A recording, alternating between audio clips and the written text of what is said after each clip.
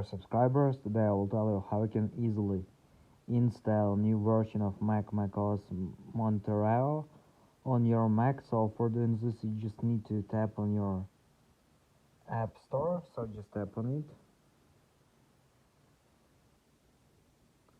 and after you can also just go to Updates. So if you don't see here your macOS, so you can also just write in the search.